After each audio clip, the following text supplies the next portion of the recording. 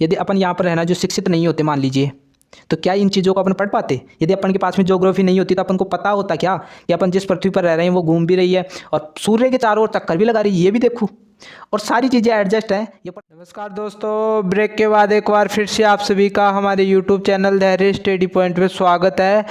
जैसा कि आप सबको पता है, पार्ट 2 में हमने देखा कि पृथ्वी की उत्पत्ति किस प्रकार हुई और बहुत सारे सिद्धांत पे हमने पढ़ लिया था। अद्वैतवादी सिद्धांत हमने पढ़ लिया था।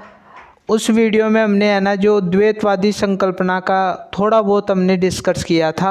आज इस वीडियो में कंप्लीट डिस्कशन करने वाले हैं कि द्वैतवादी संकल्पना में कौन कौन से सिद्धांत आए, किस किस विद्वान ने क्या क्या बोला। फ्रेंड्स, ये पार्ट 2 में नहीं लेकर आ रहा था, लेकिन आकांक्षा जो सिस्टर है उसने मेरे को कमेंट किया था, बार बार कमेंट कर रहे थे वो, और उनको इस चीज़ की ज़रूरत भी थी, इसलिए मैंने बनाना उचित समझा और आपने मुझे याद दिला दिया। उसके लिए मैं आपको थैंक यू, क्योंकि मुझे पता नहीं कि आपकी आवश्यकताएं क्या हैं। आप कमेंट करोगे तभी मुझे पता चलेगा, ठीक है। आप धैर्य स्टडी पॉइंट का परिवार हो इसलिए। और मैं शाम पट पर अभी नहीं पढ़ा पाऊँगा फ्रेंड्स, क्योंकि कुछ मेरी पर्सनली प्रॉब्लम्स चल रही हैं, उस कारण मैं आपको शाम पट पर नहीं पढ़ा पाऊँगा। कुछ वीडियो ऐसे ही आएंगे, ठीक है। और एक इम्पोर्टेंट सूचना आपके लिए ये है कि हमने आपके लिए एक चैनल स्टार्ट किया है, ब्लॉग, यानी धैर्य स्टडी ब्लॉग। उसमें क्या होगा कि मैं क्या करता हूँ, मैं कहाँ रहता हूँ, सारी वीडियो वहाँ पर मिल जाएगी फ्रेंड्स। 2 वीडियो डाल रखी हैं, बहुत इम्पोर्टेंट वीडियो है, कॉलेज में गया था उसकी वीडियो है, और एक कारपेट जो हमारी चलता है उसकी वीडियो वहाँ पर डाल रखी है। तो उसका लिंक डिस्क्रिप्शन बॉक्स में डाल दूँगा, वहाँ पर जाकर उसको सब्सक्राइब कर लेना और धैर्य स्टडी ब्लॉग के परिवार का हिस्सा आप बन जाना, ठीक है। इंस्टाग्राम का भी लिंक डाल रखा है, वहाँ पर भी मैं पोस्ट करता रहता हूँ। तो आइए वीडियो को स्टार्ट करते हैं। द्वैतवादी संकल्पना, इस विचारधारा के अनुसार पृथ्वी की उत्पत्ति 2 तारों से हुई है। इस शब्द से ही पता लग रहा है, द्वे का मतलब संस्कृत में क्या होता है, 2, यानी ये विचारधारा हमें ये बताएगी कि जो पृथ्वी की जो उत्पत्ति हुई है वो 2 तारों से हुई है, ठीक है। हमने अद्वैतवादी संकल्पना में क्या देखा था कि सिर्फ पृथ्वी की उत्पत्ति 1 तारे से मानी गई थी, लेकिन यहाँ पर 2 तारों से माना गया है, ठीक है, विद्वानों द्वारा। सबसे पहला सिद्धांत चैम्बरलिन की ग्राणु परिकल्पना। चैम्बरलिन ने एक विद्वान थे जिन्होंने ग्राणु परिकल्पना दी थी, उसके बारे में अपन देख रहे हैं। चैम्बरलिन ने 1905 में पृथ्वी की उत्पत्ति से संबंधित ग्राणु परिकल्पना का प्रतिपादन किया। चैम्बरलिन ने यह सिद्धांत कब दिया, 1905 में पृथ्वी की उत्पत्ति से संबंधित ग्राणु परिकल्पना का सिद्धांत इन्होंने दे दिया, ठीक है। इस परिकल्पना में चैम्बरलिन ने पृथ्वी की उत्पत्ति के संबंध में ही जानकारी नहीं दी, इसी के साथ पृथ्वी की बनावट, वायुमंडल की उत्पत्ति, महासागरों एवं महाद्वीपों की रचना आदि के विषय में जानकारी दी। फ्रेंड्स, यहाँ पर वेरी इंपॉर्टेंट बात आ जाती है। कैसे? यहाँ पर आपने देखा कि इन्होंने है ना, चैम्बरलिन जो था ना, उसने पृथ्वी की उत्पत्ति के संबंध में जानकारी नहीं दी। उन्होंने इनकी उत्पत्ति किस प्रकार हुई उसकी भी जानकारी दी। फ्रेंड्स, हमने पहले जो कांट हुए और अन्य जो विद्वान हुए, लाप्लांस हुए, उन्होंने तो सिर्फ पृथ्वी की उत्पत्ति के बारे में बताया, पिछली वीडियो में देखा था। लेकिन एक ऐसे विद्वान है ये जिन्होंने पृथ्वी की बनावट कैसे हुई, कैसे ये लद्वक्ष आकार की हुई, गोलाबी आकार की हुई, और उसके बाद में वायुमंडल की उत्पत्ति कैसे हुई, यानी पृथ्वी के ऊपर जो वायुमंडल का जो आवरण पाया जाता है 10,000 किलोमीटर तक का, उसकी उत्पत्ति कैसे हुई, और पृथ्वी पर जो महासागर हैं, जो जली जल है, जैसे हिंद महासागर, अटलांटिक महासागर, प्रशांत महासागर, और महाद्वीपों की जो बनावट है वो कैसे हुई, इनके बारे में भी इन्होंने बताया है, ठीक है फ्रेंड्स। तो आगे बढ़ता हूँ, चीज़ें आपको क्लियर हो रही होंगी। यदि चीज़ें क्लियर हो तो हमारे जो वीडियो चल रहा है उसको लाइक करें, सब्सक्राइब करें और कमेंट करना ना भूलें, ठीक है। चैम्बरलिन के अनुसार प्रारंभ में ब्रह्मांड में 2 विशाल तारे थे, एक सूर्य था तथा दूसरा उसका साथी तारा था। यहाँ पर जो उन्होंने सिद्धांत दिया उसकी प्रमुख बातें यहाँ से शुरू हो जाती हैं फ्रेंड्स। 2 विशाल तारे थे ब्रह्मांड में, क्योंकि ब्रह्मांड जो है ना उसका कोई आकार नहीं है फ्रेंड्स, कोई आकार नहीं है, बहुत बड़ा ब्रह्मांड है, उसका कोई आकार नहीं है। उसमें 2 तारे थे सबसे पहले, एक सूर्य था और दूसरा उसका साथी कोई तारा था, ठीक है। जैसे हाँ आगे थोड़ा रुको 1 मिनट। दूसरा, प्रारंभ में सूर्य तप्त एवं गैस पूर्ण नहीं था, यानी प्रारंभ में जब सूर्य था वो तप्त यानी गर्म नहीं था और उसमें कोई गैसें भी नहीं थी। सूर्य चक्राकार एवं शीतल अवस्था में था। चक्राकार का मतलब गोल अवस्था में, और शीतल एक चक्कर होता है ना, जैसे भगवान श्री कृष्ण का चक्र है तो उसके आकार का था। इसका संधि विच्छेद करोगे तो क्या होगा, चक्र प्लस आकार, ठीक है। चक्र यानी गोले के समान था सूर्य और ठंडा था, ठीक है। लेकिन अचानक सूर्य के तारे के पास एक विशालकाय तारा पहुंचा। इस प्रकार पास आते हुए तारे की आकर्षण शक्ति के कारण सूर्य के धरातल से असंख्यक छोटे छोटे कण बाहर अलग हो गए। प्रारंभ में मौलिक अवस्था में ये कण धूल कण के रूप में थे। इन बिखरे कणों को ग्राणु अथवा प्लानेस्टिसिमल कहा जाता है। फ्रेंड्स, अभी आपको क्लियर समझ में नहीं आया होगा ये क्या चल रहा है, क्या प्रॉब्लम है। अभी देखो बिल्कुल ही बढ़िया तरीके से डायग्राम के द्वारा मैं समझाने वाला हूँ। यहाँ तक हमने समझ लिया ना। लेकिन अचानक सूर्य के पास एक विशालकाय तारा पहुँच गया। अब देखो यहाँ पर ये सूर्य है, ठीक है। अब ये शीतल अवस्था में है, मैंने पहले डिस्कस कर लिया। इस पर शीतल अवस्था में तो कण भी पाए जाएंगे, धूल के कण भी पाए जाएंगे, ठीक है। तो अचानक कोई तारा है ना जो इसके पास से गुजरा, और ये मानो कि ये जो तारा था ना वो इससे भी भारी था आकार में। यहाँ तो मैं छोटा ही बना रखा है लेकिन बहुत भारी था। अब जितना भारी होगा उसका आकर्षण भी उतना ही ज़्यादा होगा, यानी उसमें जो गुरुत्वाकर्षण बल जो होता है वो ज़्यादा होता है। जो जो आकार बड़ा होता है उसका गुरुत्वाकर्षण भी बहुत ज़्यादा होता है। तो यहाँ तक बात क्लियर हो गई। आगे एक एक चीज़ समझा रहा हूँ। इस प्रकार पास आते हुए तारे की आकर्षण शक्ति के कारण सूर्य के धरातल से असंख्यक छोटे छोटे कण अलग हो गए। जब ये देखो आकर्षण शक्ति यानी ज्वारीय बल के कारण इसमें जो कण थे असंख्यक छोटे छोटे कण, वो है ना जो इस गुरुत्वाकर्षण बल के कारण इस पर खिंचाव हुआ ऐसे कैसे, और यहाँ से कण निकलकर ये जो दूसरी अवस्था में देख रहे हो ना, इस प्रकार कण है ना जो आ गए, यानी इसी सूर्य से बहुत सारे कण निकले। अब है ना फ्रेंड्स आगे चलते हैं। देखो छोटे छोटे कण बाहर निकल गए। प्रारंभ में मौलिक अवस्था में ये कण धूल कण के रूप में थे। शुरू में क्या था कि ये कण यहाँ से निकले तो ये जो है ना ये धूल कण के रूप में ही थे, छोटे छोटे कण थे, ठीक है। उसके बाद में इन बिखरे कणों को ग्राणु अथवा प्लानेस्टिसिमल कहा जाता है। यानी ये जो छोटे छोटे कण थे ना इनको क्या कहा, ग्राणु कहा इसने, चैम्बरलिन ने, ठीक है। और इसका दूसरा नाम ये है, ठीक है। यहाँ तक बात क्लियर हो गई, ये चीज़ें क्लियर हो गई होंगी, ठीक है।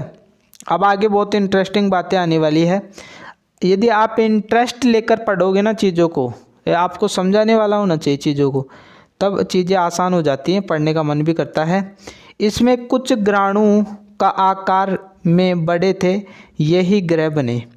यानी इसमें छोटे छोटे कण थे, लेकिन फ्रेंड्स कुछ छोटे कण थे तो कुछ आकार में बड़े कण थे। ये जो बड़े कण थे वो बहुत कम थे और ये आगे चलकर ग्रह बनेंगे, यानी 9 ग्रह बनेंगे। ये एक जो प्लूटो था उसको तो मान्यता ख़त्म कर देना, 8 ही है, ठीक है। बुध, शुक्र, पृथ्वी, मंगल, बृहस्पति, शनि, अरुण, वरुण, ये ग्रह है ना जो ये जो मोटे कण थे इनसे ही ये बने हैं, ठीक है। तो क्लियर ही हो गया होगा, ठीक है। दोबारा समझा देता हूँ आपको कि ये सूर्य था, इससे कोई बड़ा तारा, कोई विशालकाय तारा इसके पास से गुजरा। इससे पास से गुजरा तो क्या हुआ कि जिस प्रकार मान लीजिए ये लोहा होता, इस पर लोहे के कण भी होंगे, और यहाँ पर मान लीजिए उदाहरण देकर समझा रहा हूँ, यहाँ पर आप चुम्बक लेकर आते हो इससे भी भारी, तो ये वैसे ही यहाँ के जो कण है ना उसको खींच लेगी अपने ऊपर। उसी प्रकार ऐसा हुआ कि इससे बहुत सारे कण निकले जिनको ग्राणु कहा जाता है। इसके कुछ कण मोटे थे, आकार में बड़े थे। आकार में बड़े होने के कारण जो इन्होंने क्या किया कि ये जो कण है ना वो ये छोटे कणों को अपनी ओर आकर्षित कर लिया। यानी ये जो छोटे छोटे कण है ना वो इसमें मिल गए, बाद में ये मिल गए। देखो ये सारे ये जो कण है ना वो इसमें मिलेंगे, उसके बाद में ये पास पास के कण इसमें मिल गए। ये पहले आकार बड़ा था और इसी के साथ ये छोटे छोटे कण भी इनमें एडजस्ट हो गए। इससे है ना जो इन ग्रहों का निर्माण हुआ। तो क्लियर चीज़ें, यानी चीज़ें क्लियर हो गई होंगी। चैम्बरलेन ने सूर्य से कणों के अलग होने का कारण ज्वारीय शक्ति को बताया। सबसे इम्पोर्टेंट बात है कि आखिरकार में सूर्य से जो ये कण है वो अलग क्यों हुए। इसीलिए हुए क्योंकि ये जो तारा है ना इसमें ज्वारीय शक्ति बहुत तगड़ी थी, क्योंकि आकार में बड़ा था और आकार में बड़े होने के कारण जो ज्वारीय शक्ति होती है वो ज्वारीय शक्ति बहुत खतरनाक थी, यानी गुरुत्वाकर्षण बल खतरनाक था। तो क्लियर ही चीज़ें समझ में आ गई होंगी। आगे बढ़ता हूँ। इसके बाद में फ्रेंड्स मैंने बताया आपको कि इन्होंने पृथ्वी के बारे में नहीं बताया, पृथ्वी की उत्पत्ति कैसे हुई यही नहीं बताया। इन्होंने ये भी बताया है कि वायुमंडल का संगठन, यानी वायुमंडल की उत्पत्ति कैसे हुई है, वायुमंडल में क्या क्या चीज़ें मिली हुई हैं, वो कैसे आई, सारी चीज़ें। ठीक है। जब पृथ्वी की रचना हुई थी अर्थात पृथ्वी अपनी प्रारंभिक अवस्था में ही थी, उस समय संभवतः पृथ्वी पर कोई वायुमंडल नहीं था। यहाँ पर विशेष इम्पोर्टेंट बात है फ्रेंड्स कि जब पृथ्वी की रचना हुई थी ना, जब उत्पत्ति काल ही था यानी बनी रही थी पृथ्वी, उस टाइम अर्थात प्रारंभिक अवस्था अपन बोल सकते हैं, क्योंकि जब पृथ्वी बन रही थी तो उसको प्रारंभिक अवस्था ही तो बोलेंगे ना। उस समय संभवतः पृथ्वी पर कोई वायुमंडल नहीं था। यानी बात क्लियर हो गई कि जब पृथ्वी की उत्पत्ति हुई थी उस टाइम कोई वायुमंडल नहीं था। देखो ये प्रारंभिक जो अवस्था दिख रही है आपको, पृथ्वी है सिर्फ, इसके चारों ओर कोई वायुमंडल नहीं था। ठीक है। लेकिन बाद में क्या हुआ कि धीरे धीरे वायुमंडल का निर्माण होने लगा। ये जो पृथ्वी है ना, थोड़ा पास लेकर आता हूँ। ठीक है, चीज़ें ज़्यादा समझा पाऊँगा मैं आपको, फिर वापस वो कर दूँगा मैं इसको। ठीक है। ये आप देख रहे हो ना, ये पृथ्वी है। अपन किस पर रहते हैं? इस पर रहते हैं। ये जो धरातल है ना इस पर अपन निवास करते हैं। पूरी दुनिया इस पर बसी हुई है। ठीक है। ये जो धरातल है पृथ्वी का इस पर बसी हुई है और इसके जस्ट ऊपर यानी हमारे जस्ट ऊपर ये वायुमंडल है, इसकी परतें हैं। इसमें कार्बन डाइऑक्साइड बहुत सारी गैसें पाई जाती हैं, नाइट्रोजन, ऑक्सीजन, ये सारी की सारी पाई जाती हैं। अब फ्रेंड्स अपन इस पर रह भी रहे हैं और ये पृथ्वी है ना जो बहुत तेज़ गति से घूम भी रही है। अब फ्रेंड्स ये मानो कि बहुत तेज़ गति से घूम रही है और ये मानो कि बिल्कुल भी रुक जाए ना अचानक से तो पूरी दुनिया, ये मानो झटका भी, यदि इसमें झटका भी आ जाए ना, अचानक रुक भी जाए ना, तो सब कुछ तबाह हो जाए फ्रेंड्स। तो ये सुप्रीम पावर का ही तो कमाल है जो पूरे ब्रह्मांड को चला रहा है, जो इस पृथ्वी को चला रहा है। तो उस सुप्रीम पावर को मैं तो नमन करता हूँ, क्योंकि मेरी औकात नहीं है उनके सामने। अचानक हिलाते ही सारी चीज़ें डैश नैश हो जाएं, तो वो जो सुप्रीम पावर है बहुत, ये मान लो कि उसकी कल्पना भी नहीं की जा सकती। अपन तो कल्पना भी नहीं कर सकते फ्रेंड्स, उसके बारे में जानना अपन नहीं जान सकते।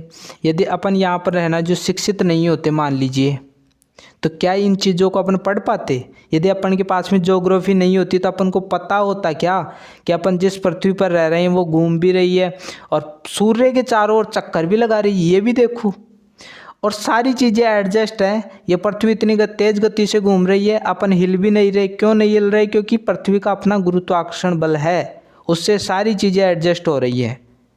ठीक है।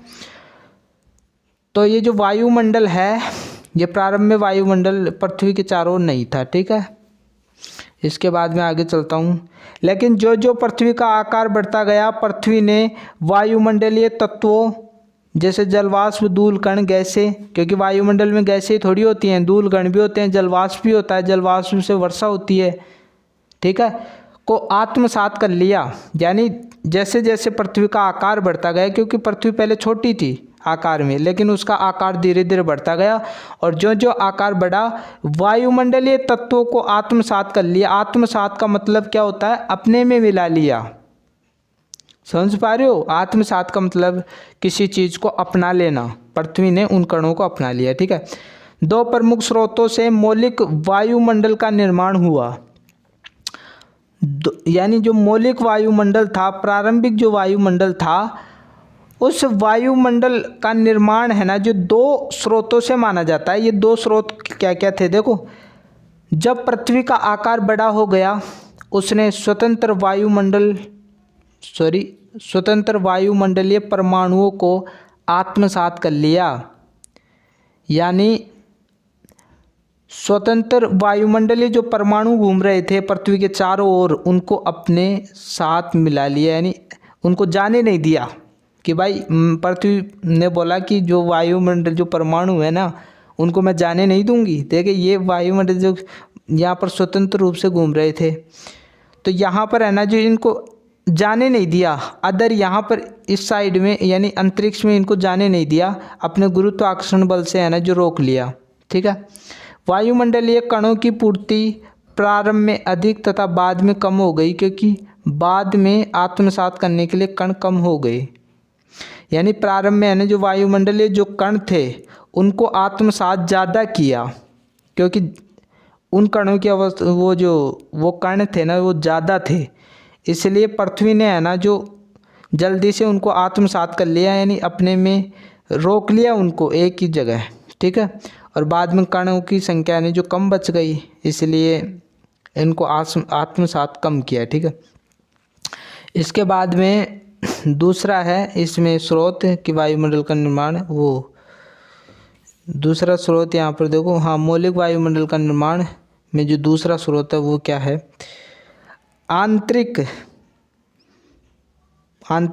किसके लिए आया? पृथ्वी के लिए, ठीक है। आंतरिक उद्गम स्थल से वायुमंडल के जलवाष्प, कार्बन डाइऑक्साइड, नाइट्रोजन गैसें प्राप्त हुई।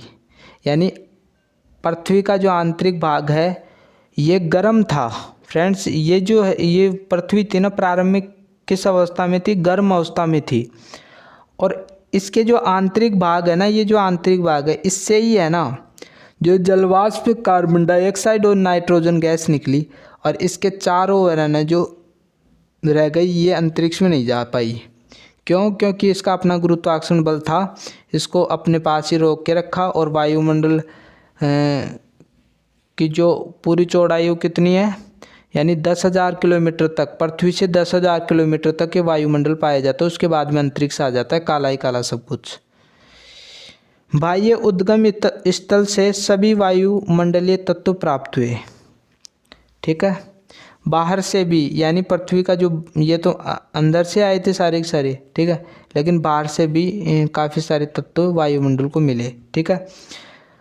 अब वायुमंडल की अपन ने बात कर ली किस प्रकार उत्पत्ति हुई। अब उष्मा की उत्पत्ति, आखिरकार में पृथ्वी के अंदर जो उष्मा है, जो गर्मी है पृथ्वी के अंदर है ना, जो आप अंदर जाओगे, कोई जैसे कोई खड्डे खोदते हैं ना, गटर के जो खड्डे खोदे जाते हैं, उनको पूछो कि अंदर पृथ्वी के अंदर उनको गर्मी लगती है, सर्दी लगती है? गर्मी लगती है। क्यों? क्योंकि पृथ्वी के अंदर है ना जो तापमान है, गर्मी है, जो जो अपन नीचे जाएंगे पृथ्वी के खुदाई में, तो गर्मी बढ़ती जाएगी, ठीक है।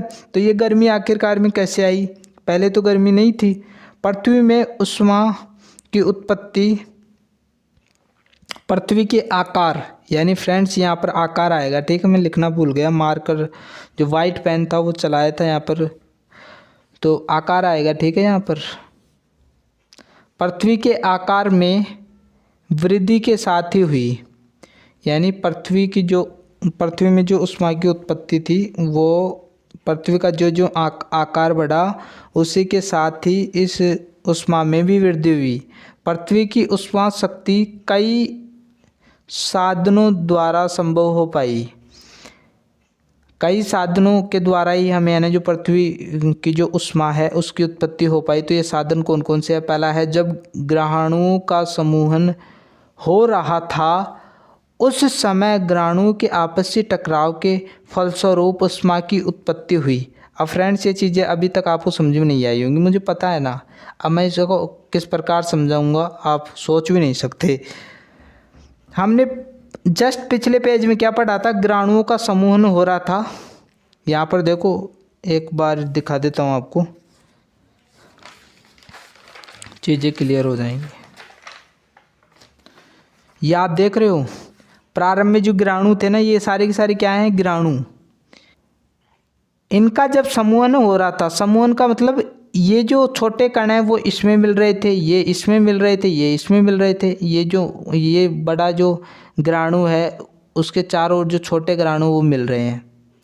तो जब समूहन हो रहा था तो ये आपस में टकराएंगे नहीं क्या? पिछले पेज में क्या देखा हमने? ये जो अभी मैं पढ़ा रहा था वहाँ पर हमने लाइन पढ़ी है, वहाँ पर क्या था कि जब ग्रहाणुओं का समूहन हो रहा था तो ये आपस में टकराए, यानी ये इसमें मिलेंगे तो आपस में टकराएंगे। और आपस में टकराने से क्या हुआ? आपस में टकराने से क्या हुआ? घर्षण उत्पन्न हुआ, और घर्षण उत्पन्न होएगा तो ऊष्मा का भी निर्माण होगा। ठीक है, यानी आपसी टकराव हुआ, उससे क्या हुआ कि ऊष्मा की उत्पत्ति हुई। ठीक है, जो ग्रहाणुओं का समूहन बढ़ता गया, केंद्र भाग में दबाव बढ़ता गया, जिस कारण तापमान में वृद्धि होने लगी। यानी जो ग्रहाणुओं का समूहन बढ़ा ना, आकार में वो बड़े हुए, वो ग्रहाणु अपने आसपास के जो कण हैं उनको खींच रहे थे। तो इनका जो जैसे जैसे समूहन होने लगा, जो केंद्र भाग था उस केंद्र भाग में दबाव बढ़ा, जिससे है ना जो तापक्रम में वृद्धि होने लगी। क्लियर हो गई होगी बात? ठीक है, आगे बढ़ता हूँ। तो फ्रेंड्स अब अपन है ना जो महासागरों की उत्पत्ति पढ़ेंगे। जब वायुमंडल में स्थित जलवाष्प संपृक्तावस्था, यानी इसके दो टुकड़े करोगे तो क्या बनेगा? संपृक्ता प्लस अवस्था। संपृक्ता का मतलब क्या होता है? मिश्रण, किसी चीज़ का मिश्रण, किसी चीज़ को मिला लेना। यानी जब वायुमंडल में जलवाष्प मिली हुई थी, इस अवस्था में जब पहुंच गई ना ये जो जलवाष्प, वायुमंडल में जो जलवाष्प थी वो बहुत सारे कणों से निर्मित थी, यानी मिक्स थी। तो जल वृष्टि हुई, जिससे पृथ्वी पर सागरों का निर्माण हुआ। ये चीज़ समझने योग्य है, क्योंकि वायुमंडल जो है ना इसके चारों ओर है, यहाँ पर जलवाष्प है। ठीक है, अब जलवाष्प आपको पता है कि जलवाष्प से ही वर्षा होती है।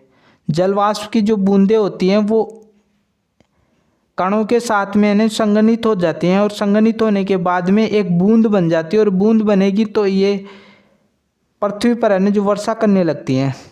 उसी प्रकार ऐसा हुआ कि यहाँ पर है ना जो वर्षा होने लगी, ये जो जलवाष्प है वो एकत्रित हुआ, और जलवाष्प के संघनित होने से सारी की सारी जो वर्षा है ना वो पृथ्वी पर होने लगी, इस भाग पर होने लगी। ठीक है, वैसे तो ये चारों तरफ ही है वायुमंडल, यहाँ पर मैंने बनाया नहीं। ठीक है, तो जब ये वर्षा हुई तो इससे क्या हुआ कि यहाँ पर है ना जो पानी की मात्रा बढ़ने लगी, और उससे झीलों का निर्माण हुआ। और यहाँ पर जो आप देख रहे हो, यहाँ पर ज्वालामुखी के जो गर्त थे, गड्ढे थे, उन गड्ढों में पानी भरा, जिससे झीलों का निर्माण हुआ। झीलों का निर्माण होगा तो बहुत सारी झीलें मिलकर सागरों का निर्माण होगा। सागर, जितने भी जो सागर है वो मिक्स हो जाएंगे ना, तो उससे महासागर का निर्माण हो जाएगा। ठीक है, आगे और समझा दूंगा मैं आपको। ज्वालामुखी क्रियाओं से जो गर्त बने हुए थे उनमें वर्षा का जल भरने लगा, जिससे झीलों का निर्माण हुआ। मैंने पहले पद बता दिया फ्रेंड्स। इस पृथ्वी से आपको पता है कि इस पृथ्वी के केंद्र भाग से जो लावा निकलता है वो ज्वालामुखी के रूप में बाहर आ जाता है। ठीक है, हमने उस क्लास में पढ़ा था, पृथ्वी की आंतरिक संरचना की क्लास में हमने देखा था। जब ये लावा बाहर आता है तो गर्तों का निर्माण कर देता है, अब यहाँ पर वर्षा हो रही है तो पृथ्वी के ऊपर जो ज्वालामुखी के जो गर्त बने हुए हैं उसमें जल भर जाएगा। वर्षा से जल भरेगा तो झीलों का निर्माण होगा। ये कई झीलें मिलकर सागर का निर्माण करेंगी तथा कई सागर मिलकर महासागरों का निर्माण कर दिया जाएगा। ठीक है, पहले झीलें बनी, उसके बाद में बहुत सारी झीलें मिलकर सागर का निर्माण कर दिया, बहुत सारी सागर मिलकर महासागरों का निर्माण कर दिया। तो फ्रेंड्स आज की वीडियो में इतना ही, मिलते हैं नेक्स्ट क्लास में। यदि आप हमारे यूट्यूब चैनल पर नए हो तो आप हमारे यूट्यूब चैनल को सब्सक्राइब करना ना भूलें, बेल आइकन को दबा दो, क्योंकि इस प्रकार की वीडियो मैं यहाँ पर लेकर आता रहता हूँ। तो मिलते हैं एक नई वीडियो के साथ, तब तक के लिए थैंक यू।